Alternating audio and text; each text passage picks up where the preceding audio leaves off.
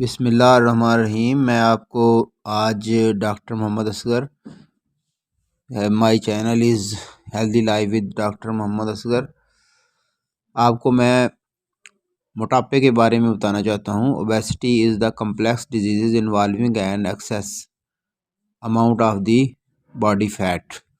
जिस्म के अंदर अगर चर्बी हद ज़्यादा होती है तो उसको मोटापा कहते हैं। मोटापा, ओवरवेट जो है वो बहुत ज़्यादा नुकसानदेह है। ये जिस्म के अंदर चर्बी का जमा होना आदमी के लिए नुकसानदेह है। अगर एक इंसान की BMI यानी बॉडी मास इंडेक्स 25 से ज़्यादा हो तो वो ओवरवेट शुमार होता है, और 30 हो तो वो ज़्यादा है। अगर 35 हो तो उसको मार्बड ओबेसिटी कहते हैं। अब normal excess amount of the fat that present in our body. BMI अगर 25 हो तो ये ज़्यादा तस्वर किया जाता है, क्लिनिकली इसको मोटापा कहते हैं। अगर आपकी BMI 23 से कम है तो ये नॉर्मल है। अगर आपकी BMI 23 है तो ये ओवरवेट में शुमार होता है। आम तौर पर बच्चों में मोटापा जो है वो बहुत नुकसानदेह अमल है। बच्चों में मोटापा मुख्तलिफ बीमारियों का पेश खैमा है। इसमें हाई ब्लड प्रेशर और हाई कोलेस्ट्रॉल होता है। अगर आप इससे बचना चाहते हैं तो आपको मुख्तलिफ तरीक़ों से अपने जिस्म की चर्बी को और अपने जिस्म के वेट को कंट्रोल करना चाहिए। उसमें वेयरिंग एबल टेक्नोलॉजी है, home exercise, home gym exercise, या आप अपने अंदर घर में एक एक्सरसाइज का जो है वो जिम बना लें और उस पर एक्सरसाइज करें। आउटडोर एक्टिविटीज़ है, जो बाहर जो आपने वर्जिश करनी है उसको आउटडोर एक्टिविटीज़ कहते हैं। Strength training with the free weight, अपने जिस्म को मजबूत करने के लिए ट्रेनिंग है, और जिससे आपका वेट भी जो है वो ख़त्म हो जाता है, आपका वेट जो है वो कंट्रोल हो जाता है। एक्सरसाइज फॉर वेट लॉस, और वेट लॉस के लिए मुख्तलिफ वर्जिशें होती हैं जिनसे आप जिस्म की मोटापे को कम कर सकते हैं। पर्सनल ट्रेनिंग में ये होता है कि अपने आप को खुद ट्रेनिंग देनी और एक प्लान किया हुआ जो है वो तरीक़ाकार को अख्तियार करना। हाई इंटेंसिव इंटरवल ट्रेनिंग, इसमें भी आप अपने आप को जो है वेट लॉस कर सकते हैं। बॉडी वेट ट्रेनिंग, जिस्म को से बॉडी की जो है वो फालतू चर्बी को खारिज करने के लिए मुख्तलिफ किस्म की जो आपको ट्रेनिंग करनी पड़ती है। तो ये जो मोटापा है ये आपको कार्डियोवैस्कुलर डिजीज़ में मुब्तला कर सकता है, और ये आपके अंदर ग्लूकोज की बर्दाश्त या ग्लूकोज टॉलरेंस जो है वो पैदा कर सकता है। इंसुलिन रेजिस्टेंस इसमें पैदा हो सकती है, और दूसरा टाइप 2 डायबिटीज़ पैदा हो सकती है। मोटापे से इंसान की खूबसूरती ही ख़त्म नहीं होती, बल्कि मोटापा जो है वो एक मेडिकल की प्रॉब्लम है और जो मुख्तलिफ बीमारियों का पेश खैमा है। इन बीमारियों में डायबिटीज़ है, हाई ब्लड प्रेशर है, और कैंसर जो है वो भी इससे मोटापे से हो सकता है। मॉर्बिडिटी, जो मोटापा है, ओबेसिटी है, ये ओवरवेट तकरीबन 80 से 100 पाउंड अगर आपकी वेट ज़्यादा है तो ये मॉर्बिड ओबेसिटी है। मॉर्बिड ओबेसिटी जो है वो ख़तरनाक है आपके लिए। ये आपके जो नॉर्मल वेट होता है उससे ज़्यादा वेट हो जाता है। इसमें BMI तकरीबन 35 से ज़्यादा हो जाती है। BMI अगर ज़्यादा हो जाए तो फिर आपको प्रॉब्लम सर्जिकल जो है वो इसका इलाज कराना पड़ता है, यानी अपने जिस्म से चर्बी को निकालने के लिए मुख्तलिफ सर्जरी करवानी पड़ती है, ऑपरेशन करवाने पड़ते हैं, और वो डॉक्टर जो है वो आपके जिस्म के अंदर सर्जरी करके जो फालतू चर्बी है उसको जिस्म से निकाल देता है, और आप जो है वो आपका जिस्म जो है BMI आपकी नॉर्मल हो जाती है। ये जो मोटापा है इसके पैदा होने की क्या वजह है? ये ज़्यादा खाने से मोटापा पैदा होता है और ज़्यादा जो है वो एनर्जी जिस्म में स्टोर हो जाती है और ये एनर्जी इस्तेमाल नहीं होती और आदमी जो है वो ज़्यादा बैठा रहता है, फिज़िकली एक्टिविटी जो है वो कम कर देता है और जो सरप्लस एनर्जी है वो आम तौर पे जमा हो जाती है और इसको मोटापा कहते हैं।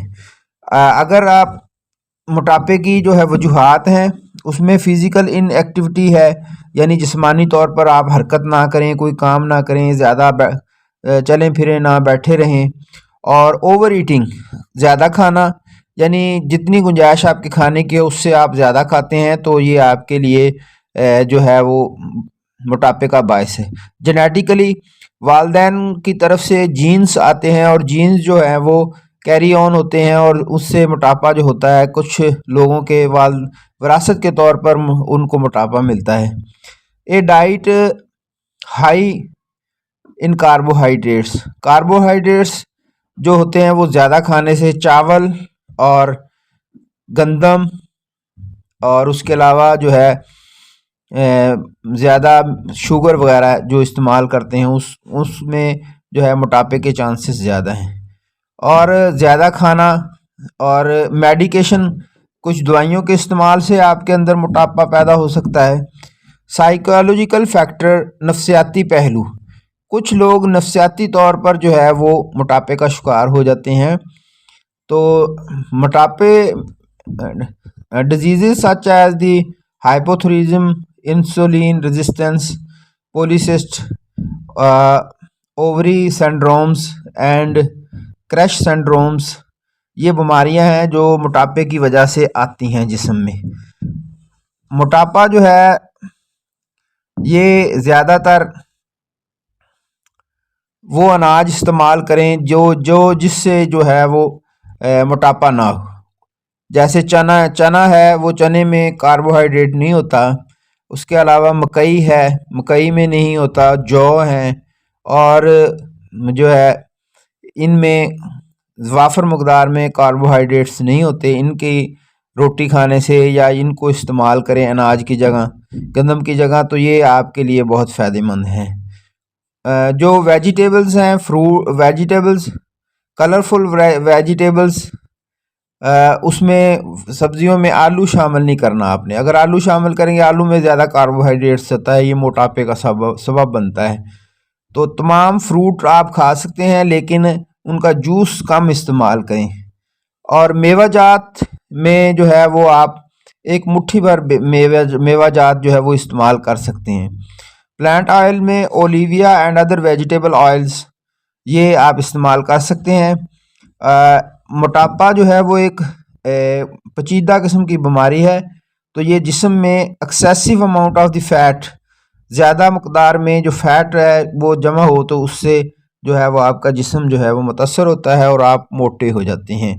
Overweight and obesity are defined as abnormal excess of the accumulation of fat, fat का ज़्यादा जमा होना जो है वो ओवरवेट कहलाता है। तो ये रिस्क होता है आदमी की ज़िंदगी में मोटापा। जो body mass index BMI over 25 is consider, तो BMI अगर 25 से ज़्यादा हो तो वो मोटापे में शुमार होती है। अगर BMI जो है वो 30 हो तो ये मोटे बंदे की BMI 30 होगी। अगर 35 से ज़्यादा हो तो वो मॉर्बिलिटी ओबेसिटी है।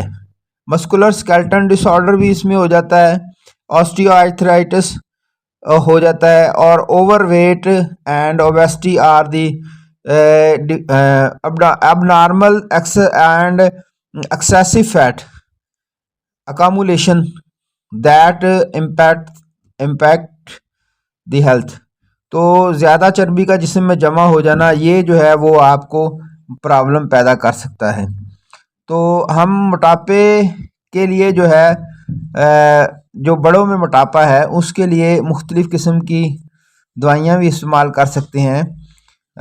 बच्चों के अंदर जो मोटापा है वो बहुत नुकसानदेह अमल है।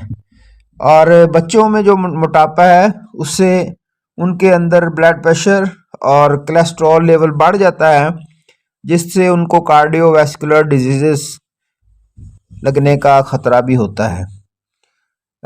और कार्डियोवैस्कुलर डिजीजेज जो है वो increase of the blood pressure, तो glucose tolerance, insulin resistance and type 2 diabetes are found in the children. बच्चों में ये बीमारियां आम हो जाती हैं। अगर अगर मोटापा जो है वो ना सिर्फ खूबसूरती को ख़त्म करता है बल्कि ये आपके लिए बहुत सी बीमारियों का पेश खैमा है। तो हमें चाहिए कि हम मोटापे से निजात हासिल करें और अपने आप को जो है वो नॉर्मल रखें। और मोटापे से बचने के लिए कॉमन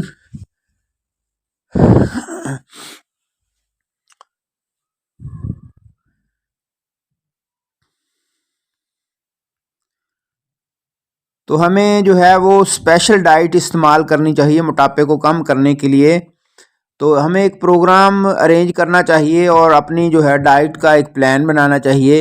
वेट मैनेजमेंट प्रोग्राम और weight loss medicine, weight loss devices, special diet, it is control the obesity. तो ये चीज़ें जो हैं वो आपको मोटापे से निजात दे सकती हैं। उनमें जो है वो आपके खाने की आदत, आपके जो है वर्जिश और जो आपका प्लान जो आपने खाना और पीना है। Best way to treat the obesity is to eat a healthy reduce calories diet. तो हमें वो खुराक का इंतखाब करना चाहिए जिसमें बहुत कम कैलोरी हों।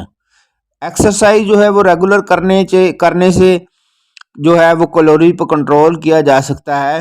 Diet as recommended by the GPO or the weight loss management health professional. तो हमें जो हेल्थ प्रोफेशनल हैं, न्यूट्रिशन है, उनकी डाइट प्लान पे अमल करना चाहिए और एक डाइट प्लान बनाना चाहिए। Arabic exercise is necessary for the weight loss. Arabic exercise हमें करनी चाहिए और तेज़ से लंबे लंबे सांस लेने चाहिए और उससे हमें जो है वो हमारे अंदर जो है वो मेटाबॉलिज्म का अमल अच्छे तरीके से होगा और हम जो है वो सेहतमंद और तंदुरुस्त हो जाएंगे। तो aerobic exercise is defined as releasing, involving and requiring free oxygen and refer to use of it oxygen to meet energy demands during the exercise wise aerobic metabolisms। तो एक्सरसाइज करते हुए तेज़ तेज़ सांस लेना ये हमारे जिस्म में मेटाबॉलिज्म के अमल को मुनासिब और तेज़ कर देता है और मेटाबॉलिज्म में जिस्म में तोड़ फोड़ और नए खलियात का बनना जो है वो मेटाबॉलिज्म कहलाता है। तो हमारा जिस्म जो है वो access amount of the fat can be used. तो हमारे जिस्म में जो ज़्यादा एनर्जी होगी वो इस्तेमाल हो जाएगी और आप जो है वो स्लिम और स्मार्ट दिखेंगे। Significant amount of the weight and the maintain the weight loss with the non surgical. तो ऑपरेशन के बगैर अगर आप अपने जिस्म से चर्बी को अखराज करना चाहते हैं तो आपको जो है वो डाइट पे कंट्रोल करना पड़ेगा, अपने खाने पीने की जो आदत हैं उन पे कंट्रोल करना पड़ेगा। तो एक्सरसाइज जो है वो इस्तेमाल एक्सरसाइज करनी पड़ेगी रेगुलर। और weight loss by the reducing hunger, increasing feeling of the fullness and therapy. तो आपको भूखा रहना पड़ेगा और भूखा रह के आप अपनी ज़िंदगी को सेफ एंड साउंड काट सकते हैं। अगर आप भूखे नहीं रहेंगे, फास्टिंग नहीं करेंगे तो आप तंदुरुस्त नहीं रहेंगे।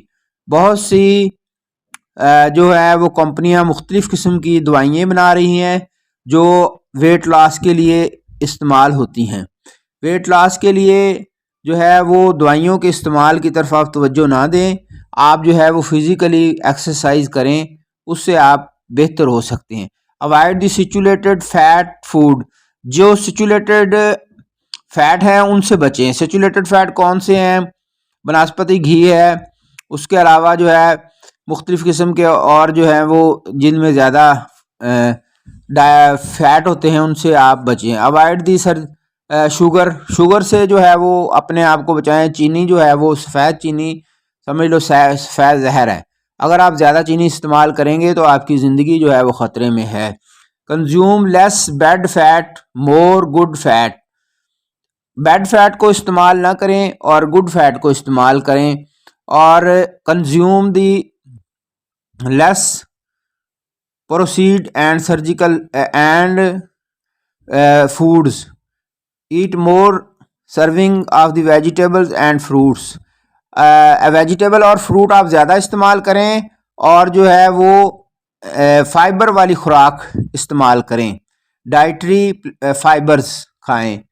अपने खाने पे तवज्जो दें और ऐसा खाना खाएं जिसमें ग्लूकोज कम हो और ग्लाइको इंडेक्स फूड लो ग्लाइको इंडेक्स फूड इस्तेमाल करें। और एनर्जी अपने आप को जो है वो रेगुलर करें। और साइड इफ़ेक्ट ओवरवेट के बहुत ज़्यादा हैं। इसमें high blood pressure, high cholesterol, type 2 diabetes, Carney heart disease, fatty liver disease, stocks. Stroke is the diseases that affect the arteries leading to and within। Stock जो है वो आपके कैपरलीज जो नालियां ब्रीक ब्रीक दिल की होती हैं उन पे असर करता है। और आपके दिमाग के अंदर जो है वो ओबेसिटी की वजह से ब्लॉकेज हो जाती है, जिसकी वजह से आपको नींद आती है और आप अपने आप को बेहतर फील नहीं करते। तो हमें चाहिए कि हम जो है वो इससे स्लीप अनीमिया, स्लीप एपनीमा स्लीप एपनीमा एक ऐसी बीमारी है कि बंदा बैठा बैठा सो जाता है। ये मोटे लोगों में तकरीबन आम है। ब्रीदिंग प्रॉब्लम है, ये सांस लेने में रुकावट होती है। जब बंदा सो जाता है तो उसका सांस बंद होने लग जाता है और वो फ़ौरन उठना शुरू हो जाता है। ये ओबेसिटी की एक बहुत बड़ी जो है वो डिसएडवांटेज है। इसका इलाज मोटापे का और इसका एहतियात तकरीबन लोग जो हैं वो इस पे कंट्रोल कर लेते हैं। तो आप जो healthy eating plan and regular physical activities, आप खाने में जो है वो हेल्दी जो है खाना खाएं और जो अनसैचुरेटेड फैट का खाना खाएं। चेंजिंग दी योर हैबिट्स, अपनी आदत को बदलें। वेट मैनेजमेंट प्रोग्राम पे असर, वेट को अपने वज़न को बरकरार रखने के लिए एक प्रोग्राम मरतब करें और अपना वेट करें और फिर एक्सरसाइज करें और हंगर रह के अपने आप को दोबारा देखें कि कितना वेट कम हुआ है। वेट लॉस मेडिसिन है, इसका मैं आपको मशवरा नहीं दूंगा क्योंकि वेट लॉस मेडिसिन से और बहुत साइड इफ़ेक्ट हो जाते हैं। वेट लॉस डिवाइसेस हैं जो साइकिलिंग करना, घर में रनिंग करना इंडोर, और आप जो है वो मुख्तलिफ एक्सरसाइज कर सकते हैं इंडोर एक्सरसाइज। उससे आप जो है वो बेहतर और मुकम्मल तौर पे ओबेसिटी डिक्रीज़ कर सकते हैं। The best way to treat the obesity is to eat healthy reduced calories diet and exercise regularly. तो आप जो है वो कम कैलोरी वाला खाना खाएं जिसमें बहुत ज़्यादा न्यूट्रिशन ना हो और अपने आप को फिट रखें और अल्लाह आपको सेहत और तंदुरुस्ती देगा इंशाअल्लाह। और एक्सरसाइज करें, तेज़ तेज़ वॉक करें और वॉक करते हुए आएँ और पानी जो है वो इस्तेमाल करें और आपके जो है वो मेटाबॉलिज्म ठीक हो जाएगा और आप जो है मोटे और बुरे लगने से बच जाएंगे। अपने आप को सेफ करें, अपने आप को बीमारियों से महफूज करें। प्यारे भाइयों और बहनों, मैं आपके लिए इतनी प्यारी प्यारी वीडियो बनाता हूँ। आपसे रिक्वेस्ट है कि आप मेरा चैनल सब्सक्राइब करें, लाइक करें, कमेंट्स करें और शेयर करें। ये आपकी मोहब्बत है। हम आपके से जो है वो मोहब्बत करते हैं। आपकी सेहत, तंदुरुस्ती और आपकी खुशहाली के लिए दुआ गो हैं। आमीन।